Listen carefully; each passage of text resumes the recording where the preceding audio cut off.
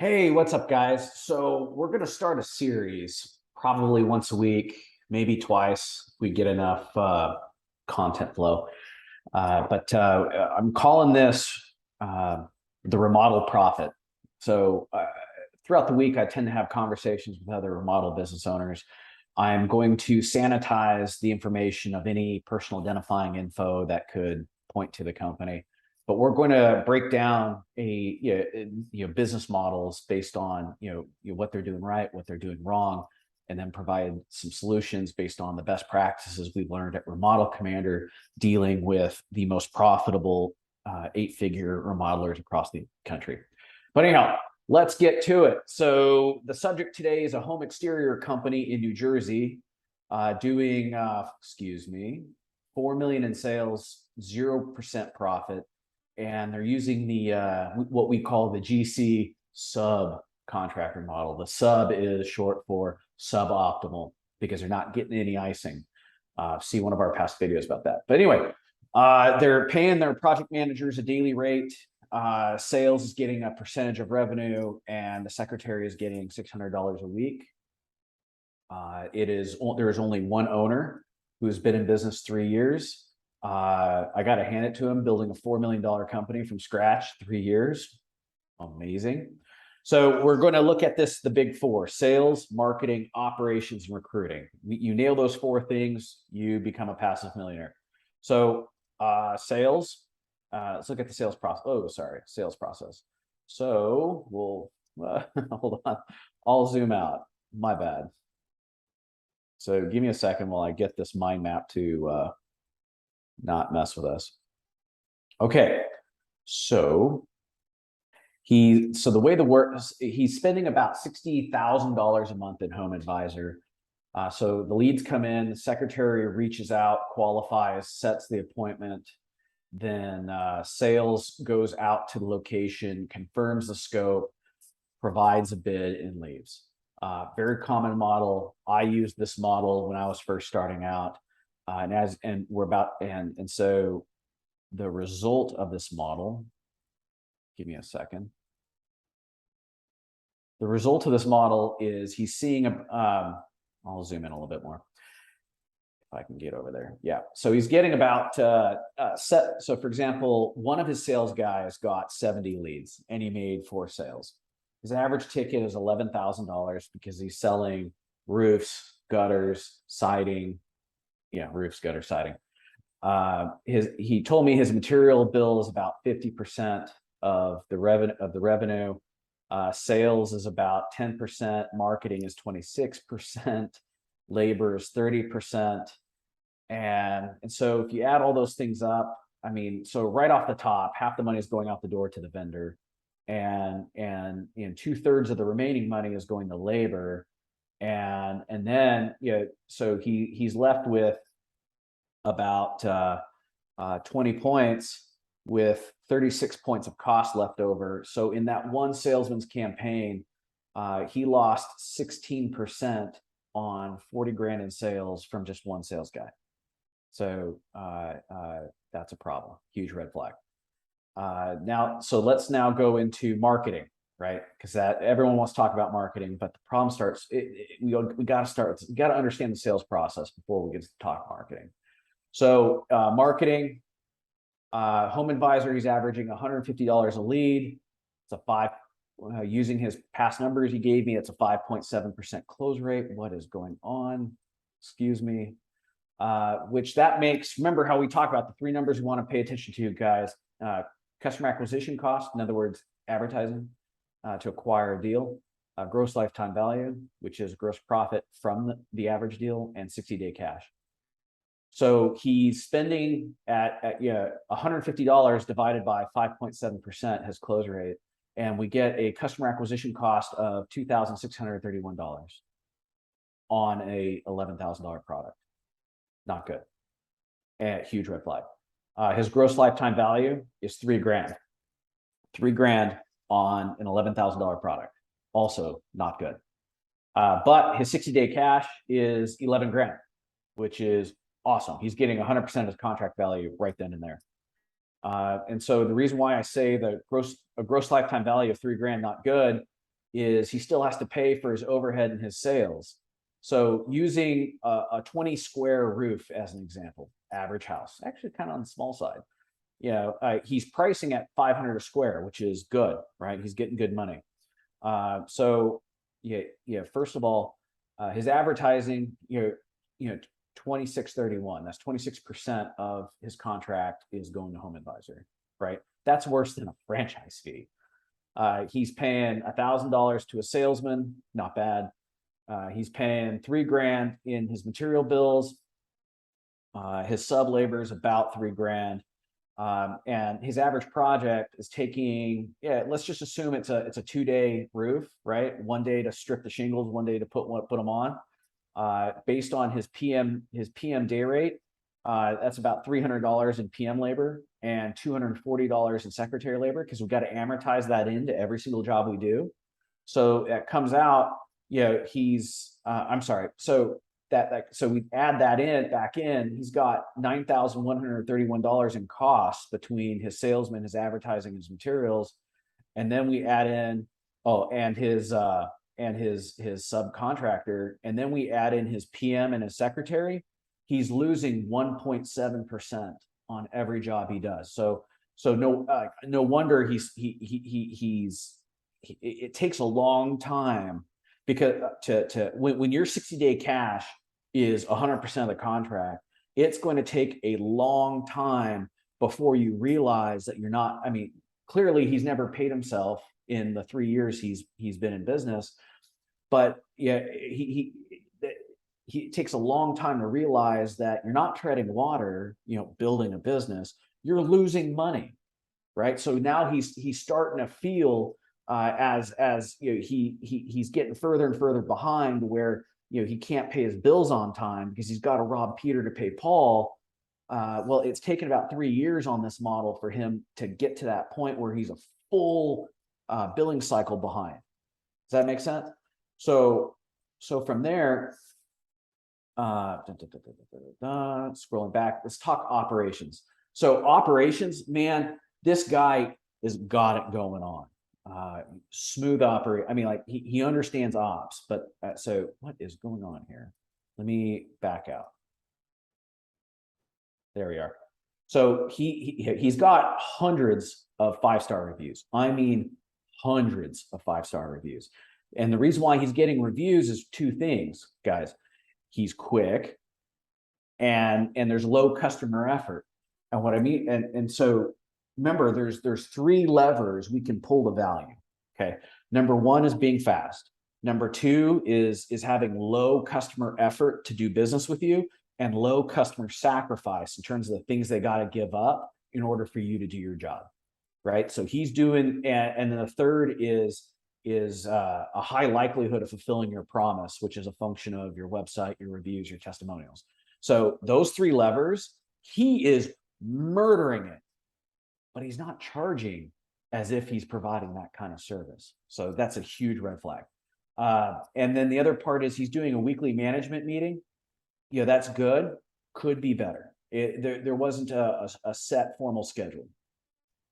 So ops, not as bad as sales and marketing. Let's talk recruiting, which I tend to lump in recruiting with HR, just basically people.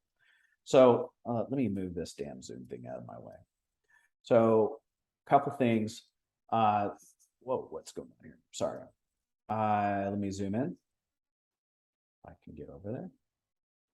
Okay, so off of he's using ZipRecruiter to attract his project managers, his sales guys, and his secretary. And from Craigslist, Facebook, random networking, he's finding his subs. Kind of haphazard.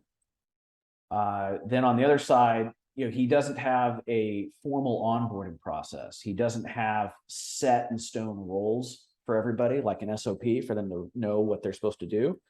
And he doesn't have key performance indicators assigned to everybody.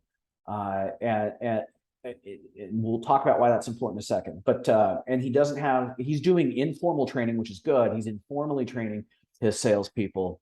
But the thing is, like, profit doesn't happen by accident. Everything we do in this business must be intentional, must be deliberate, must have a reason. Otherwise, we're wasting time, and time is money. So taking this further, a little bit further down. Now, guys, I'm done shredding this. Let's talk solutions. So a couple solutions. We'll go across the board. First is kill Home Advisor. Second is upgrade the offer. Third is adjust compensation. Fourth is adjust operations, refine operations. And fifth is expand his recruiting. And I'm going to talk about what we're going to do and what the payoff will be in a second. So killing Home Advisor, that's going to save him 60 grand right off the top. Boop. And so on a company that's doing 4 million, that's going to save him 720 grand. But that's not all going into his pocket. You know, we have to spend some money to make money. So we're going to turn on his automated appointment setter system, which is basic. So we're going to target affluent homeowners 30 to 55 years old in target area, locations that he wants to serve on Google, Facebook, TikTok. Okay, with video ads, normal ads, whatever, but it's going to have an offer, and we'll talk about the offer in a moment. What this is going to do is it's going to reduce his cost per set and shown appointment down to no more than $80. At CQC, we're seeing 55, and we're doing high-end remodels. And that translates into a targeted customer acquisition cost of $800. If we used his current numbers, that would be more like $1,600, which is still a $1,000 improvement off what he's doing right now. And the third way we're going to go out and get business is Realtor Networking. But again, remember, networking is working, okay, but it's passive, and it's not deliberate, right? I know with an automated appointment setter system, I put in X dollars, I get 3 times X dollars back in net profit. Cool. So within 60 days. So let's talk about upgrading his offer. First of all, his value proposition. If you're in home services, your value proposition is always the same: speed, convenience, and integrity. Okay. I didn't use the Q word, quality. Why? Because everybody says that. Okay. Chuck on the truck says that. Okay. Jose in the painter van says that. Okay. Everybody says they have quality. The homeowners aren't construction smart enough to discern what you mean by that and who actually has the goods and who doesn't. That's why competing on quality and years in business just puts you in the same bucket as Chuck on the truck competing on price. So we never use the Q word. So first of all, let's raise the markup to 1.667. Right now, his markup is 1.2, which I want to pause for a second. This particular entrepreneur is like, he is my hero of operators, because he's figured out how to run his business on a 21% markup, right? If he was just charging 21% instead of 20%, he would be breaking even, right? So his break even is 21%. Crazy good. That's sales, marketing, and his overhead. All of that is 20%. So if we jacked his price up to 1.667, that all flows straight to the bottom line. But you're probably saying, whoa, Lane, we don't know what his cost structure is. I say, okay, you're right. Labor, he's paying about 150 a square, which is market, but where he's getting crushed is in materials. So, truthfully speaking, to make with his current cost structure, to make a fair 10% net and pay himself about a $70,000 a year salary, which is what I would pay somebody to do his job to run this business, he's going to need to charge about a 1.4 markup. Okay, so even if I'm saying 1.667, that's the target. I would rather see a 2x markup, but because he's such a good operator with such low overhead, we can get away with a 1.4 markup and still hit a 10% net passive. I'm sorry, nope. 1.46. I forgot to add in taxes. Okay. So, yeah, this will be a 26.7% improvement. That all flows straight to the bottom line. But the other part of the markup is he doesn't have strict cost controls with his sales guys, right? Like they're literally just trying to sell the job what they think they can get and hoping for the best. So we need to create I call it the Tom pricing sheet, and that's the top of market Tom pricing. In other words, what our top of market costs are going to be, not what our competitors are doing. And this sets us up for our VIP subcontractor grippage process in a second, but bear with me. We need to train the sales guys on the closer methodology. C stands for clarify why they took the call. L stands for label them with a problem. In other words, contractors are shady. And your label with a problem needs to marry up to your 3 value propositions. So contractors are shady, integrity. Contractors come and go whenever they want, and job takes forever, speed. Contractors, for example, if I was a roofer, be like, have you heard horror stories about roofing nails and in the lawn, ruining your lawnmower, roofing nails in the driveway, vans everywhere, using your lawn as a freaking cigarette tray, piss bottles everywhere, convenience, right? So again, label them with a problem, with 3 problems really that stack up to your value props. O is overview past pain. So we talk about their experiences that they have had or they've heard about that marry up to our 3 value propositions. And then S is sell them Maui. In other words, we call back to the problems and we talk about how we uniquely solve that. That takes no more than 3 minutes to do. And then we price drop. And then E is explain away their concerns, aka objection handling. And then R is reinforce their decision, because people decide whether or not they're going to do business with you within 48 hours of signing a contract with you, right? That's the kill zone to make sure you get a referral and a 5-star review. Okay, closer. And then and so that we execute that. If we just do it poorly, 10% close rate. We do it well, 30, maybe 40% close rate. So this is going to drop the customer acquisition cost from $26.31 to maybe $240 at the best case to $800 worst case. In other words, this is an 18% improvement to profit. So not only did we find 26.7% profit by pricing his services correctly, and we're able to price our services where they're worth by changing who we market to, because right now he's got home advisor clients who are price conscious, scrubs.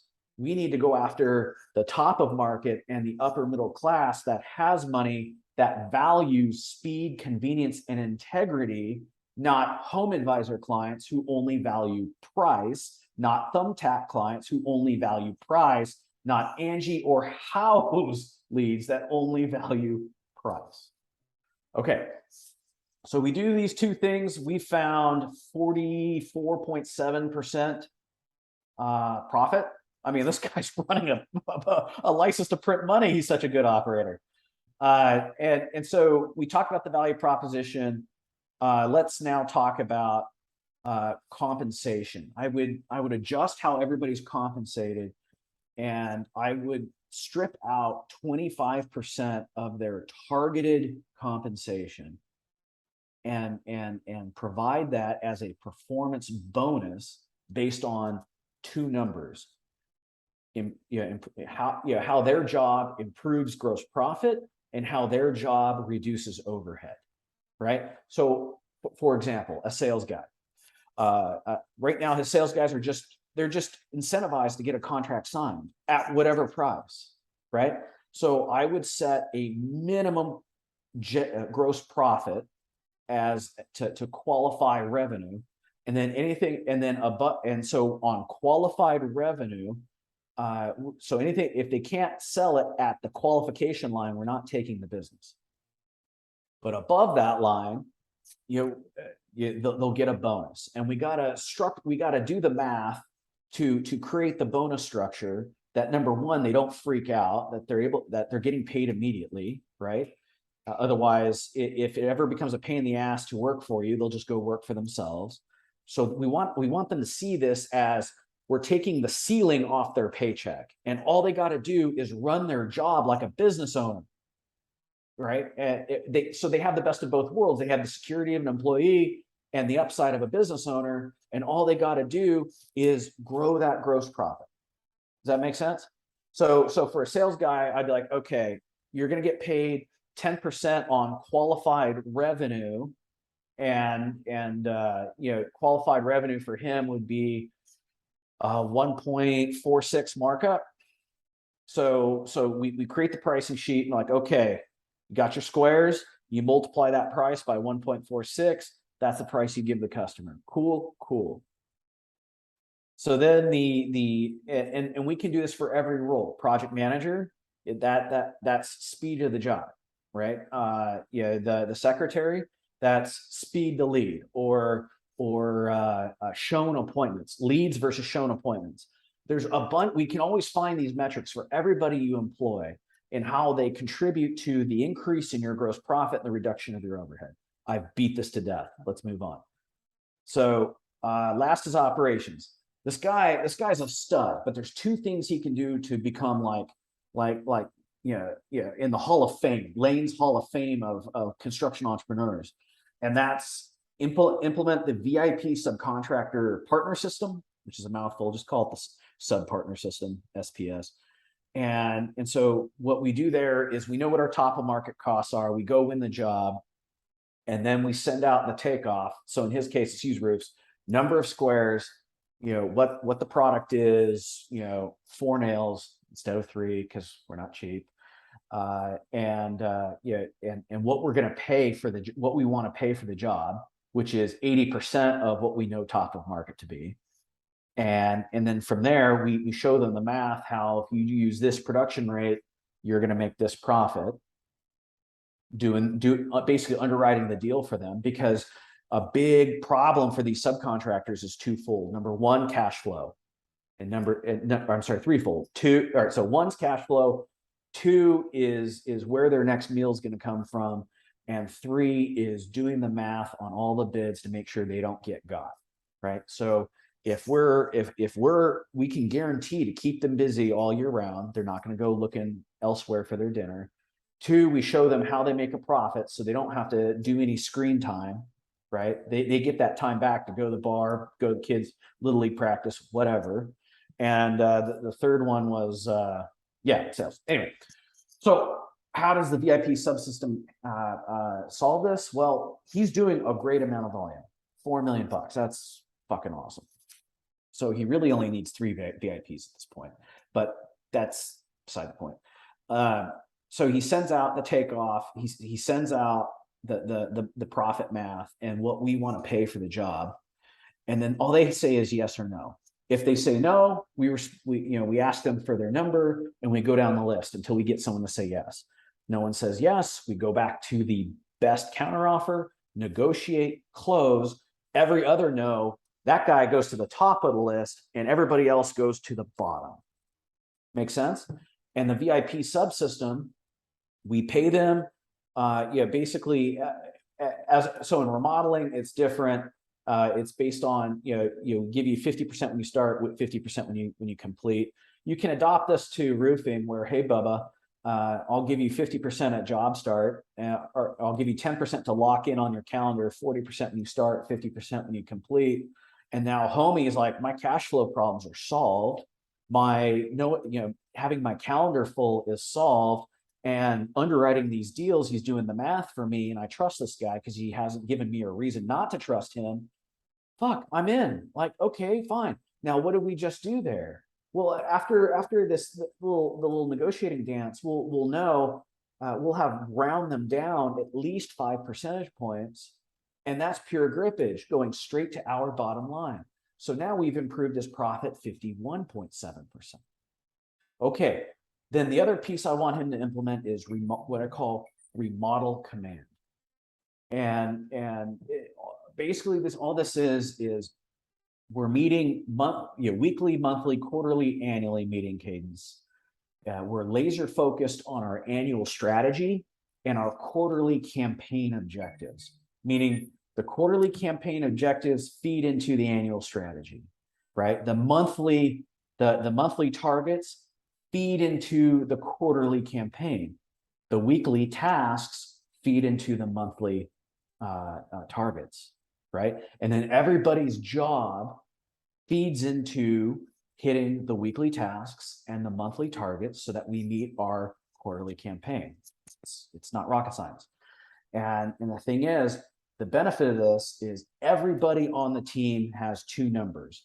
One is how their job helps GP. Two is how their job reduces overhead. Cool. So now everybody on the team knows how their work affects profitability and how the company is doing, which lowers the anxiety in the company, right? Which improves company culture, which extends how long people stay with you, which reduces your employee churn, which makes you more effective, which makes you more profitable. Okay. So then the last piece is recruiting. The only thing I have for him here is let's add cold outbound targeting for every single one of his roles and all his subs at all times. And what I mean by that is we're constantly collecting candidates for our PMs, our sales, our secretary. We're always adding new subs because the more subs we have in our sub database, the better our pricing is because of our sub partner system basically institutionalizes the negotiating. So what you'll find is there's a relationship between how many subs you have in your Rolodex and how low your labor costs are. But we're making a market. We are the market makers, right? On Wall Street, they call market makers the house, kind of like because they joke that Wall Street's one big casino and the market makers are the house. Well, the house always wins. So become the house. Okay. Enough being, and the other piece is, even if we're not hiring, we still want to carve out time in the week to meet with interested candidates so that if we ever have a problem or somebody throws in their 2-week notice or somebody pops hot on a drug test or somebody just decides to tell us or they're going to go start their own business or just finds another job or outgrows their role and we don't have a seat on the bus for them anymore, that doesn't stop the show because we always have active, interested candidates. Cool? Cool. So guys, bottom line here, this was all a super mouthful, but the point is, the good news, this particular case study, amazing operator who's figured out how to run his business on 21% of his costs, right? On a 21% markup on his costs. And so if we basically by changing how he markets, changing his offer to how we sell to an improved market, we're going to increase profitability at least 51% from where he's at right now. And then on top of that, by implementing the subcontractor partner system, we're going to find another 5-6 points of profit grippage. But more importantly, we're going to be super confident in our numbers. And the bigger we grow our subcontractor system, the more we can market, which means the more we can sell, which means the more we can do, which is the more money we can make, and we can do it without guessing. Does that make sense? Okay, so guys, if you found value in this video, hit me in the comments below what you learned from this, what you're going to do to improve your business. If you're watching this on YouTube, join our group. Because every Friday we go over past case studies and you can bring your questions and we're going to solve them. So find the link below. I'll see y'all later. Adios.